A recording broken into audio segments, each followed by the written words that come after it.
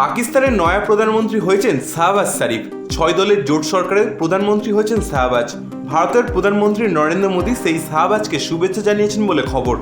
সোমবার পাকিস্তানের প্রেসিডেন্ট আরিফ আলভি শাহবাজ শরীফকে শপথ বাক্য পাঠ করিয়েছেন। প্রধানমন্ত্রী নরেন্দ্র মোদী এক্স হ্যান্ডেলে লিখেছেন, পাকিস্তানের প্রধানমন্ত্রী চেয়ারে বসার জন্য শাহবাজকে অভিনন্দন। একেবারে এক লাইনের একটি সংক্ষিপ্ত বার্তা দিয়েছেন ভারতের প্রধানমন্ত্রী নরেন্দ্র মোদী। প্রসঙ্গত দাদা নওয়াজ শরীফ, মারিয়াম নওয়াজ সহ অন্যান্য পিএমএলএ কর্মীদের নিয়ে তিনি একটি শপথ গ্রহণের অনুষ্ঠানে হাজির হয়েছিলেন। অর্থনৈতিক দিক থেকে একেবারে ভয়াবহ পরিস্থিতি পাকিস্তানের। নানা ধরনের প্রশাসনিক জটিলতাও রয়েছে। জিনিসপত্রের দাম ক্রমশই বাড়ছে পাকিস্তানে। চারিদিকে অস্থিরতা। তার মধ্যেই পাকিস্তানের দায়িত্ব নিলেন শাহবাজ শরীফ। 2017 সাল থেকে পিএলএমএন এর প্রধানের দায়িত্বে ছিলেন শাহবাজ শরীফ। রবিবার 3রা মার্চ পাকিস্তানের প্রধানমন্ত্রীর চেয়ারে বসেন শাহবাজ।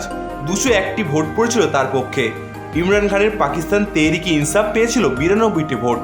তবে ইমরান খানের প্রার্থীরা প্রচুর আসন পেয়ে গিয়েছিল, কিন্তু শেষ পর্যন্ত তারা সরকার করতে পারেনি, কারণ পিএমএলএন এবং পিপিপি জোট সরকার তৈরি করে ফেলে। এদিকে শাহবাজ শরীফ পাক প্রধানমন্ত্রীর চেয়ারে বসলেও ইমরান খানের সহযোগিতা পাওয়া দল সুন্নি ইত্তেহাদ কাউন্সিল তীব্র প্রতিবাদ জানিয়েছে।